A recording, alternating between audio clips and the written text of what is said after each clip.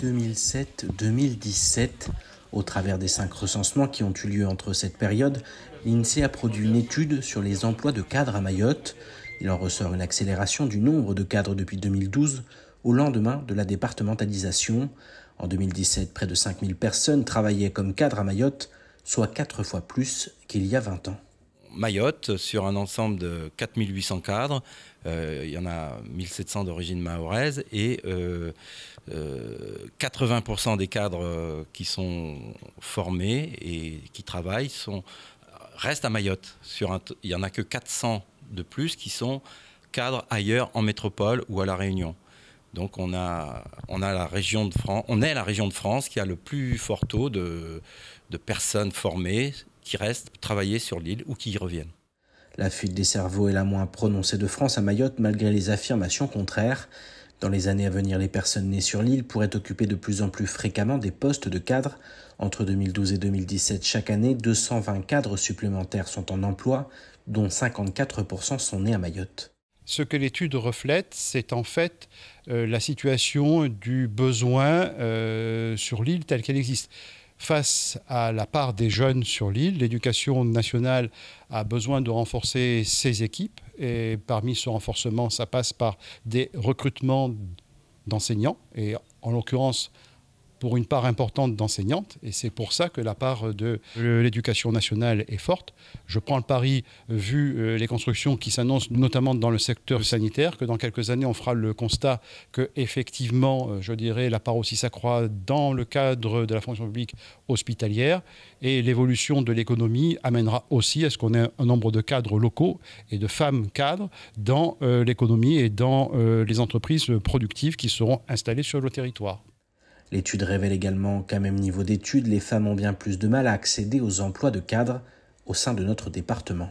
Il y a une évolution sur les femmes qui sont diplômées d'enseignement supérieur. On est passé de 21% à 49%, c'est-à-dire pratiquement maintenant un diplômé sur deux de l'enseignement supérieur à Mayotte en 2017 est une femme ou un homme. C'est moitié-moitié quasiment. Par contre, sur l'emploi des cadres, bien que 49% des femmes soient diplômées de l'enseignement supérieur, elles occupent moins d'emplois de cadres, et c'est dans les 40%. En 2017, 700 femmes natives sont cadres à Mayotte. Elles n'étaient qu'une cinquantaine en 2002. Un chiffre qui prouve que les choses avancent dans le bon sens, même si le chemin vers l'égalité est encore long, notamment en matière d'égalité salariale. Nous, les Burundais, on a une richesse, c'est notre culture.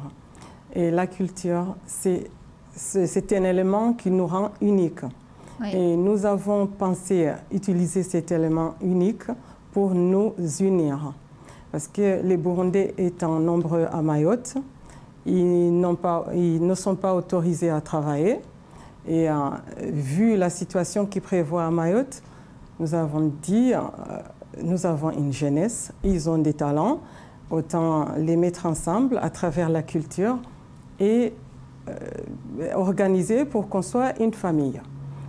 Nous nous voyons tous les week-ends pour des réunions et nous organisons des événements, nous avons des projets, nous avons des artisans, nous comptons réunir, travailler en partenariat avec les autres communautés de Mayotte pour progresser et pour développer Mayotte. En août dernier, l'association réunionnaise AP-Run, centre de formation et d'apprentissage des métiers du sport, de l'animation et du tourisme sportif, a conclu une convention de partenariat avec le Cross Mayotte. Objectif, permettre à ce dernier de devenir le premier CFA des métiers du sport. Ce matin, deux formatrices d'AP-Run étaient à Mayotte pour répondre à l'ensemble des interrogations des associations sportives locales concernant ce dispositif.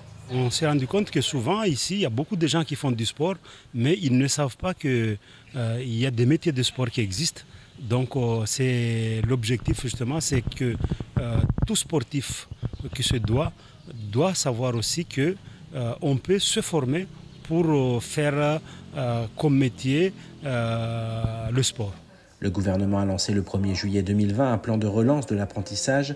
Celui-ci court jusqu'au 30 juin 2022 et permet aux employeurs de bénéficier d'aides exceptionnelles en intégrant dans leur équipe un apprenti en formation dans les métiers du sport et de l'animation. Mais concrètement, comment ça marche ?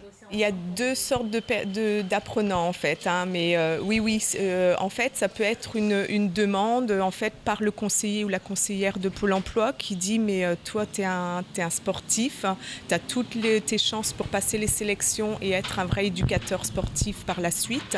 Donc du coup ça peut être une proposition de Pôle emploi et là ils font le financement, en général Pôle emploi travaille avec des cofinancements, donc il faut des doubles financements, pas qu'avec eux.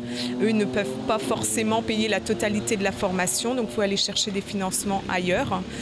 Et ou c'est une motivation seule de l'apprenant. Lui, c'est vraiment sa voie et il veut vraiment faire ça. Et il essaye de trouver soit son propre financement ou il se débrouille pour essayer de trouver un financement à hauteur du prix de la formation. Parmi les questions posées, quelles sont les personnes qui peuvent avoir accès à ces formations qualifiantes ? Dès qu'on est majeur, on peut, et puis on est sportif, il y a des prérequis au niveau intellectuel, mais on peut aussi les accompagner parce qu'un jeune qui n'a pas encore le bagage intellectuel pour faire, par exemple, un BPGEPS, on peut les accompagner, les monter en puissance au niveau, par rapport à son niveau pour qu'ils puissent intégrer ces genres de formation. À l'issue de cette information collective, les structures doivent avoir toutes les clés en main pour lancer un projet d'emploi sportif et envisager un meilleur développement de leurs activités. C'est toute une équipe aussi qui est invitée dans le cadre du Battle of the Year France, donc avec effectivement MC Malik, que Mayotte connaît très bien maintenant puisqu'il n'a pas manqué une seule édition. Et c'est un MC français reconnu internationalement dans le travail justement autour de l'animation des battles nationaux et internationaux, mais également à ses côtés DJ Taj Mahal, et puis 5 grands noms du b-boying français et international pour le jury, puisqu'on a 2 champions du monde dans ce jury, avec B-boy Meno qui vient des Pays-Bas, et B-boy Lilou, lyonnais, donc est français, et puis à ses côtés un b-boy du Kenya, donc b-boy Drift, et puis b-boy Karima, qu'on connaît mieux maintenant puisqu'elle vient régulièrement à Mayotte, et enfin b-boy Jay, qui est un grand b-boy du Mans avec un crew très connu, Légitime Obstruction.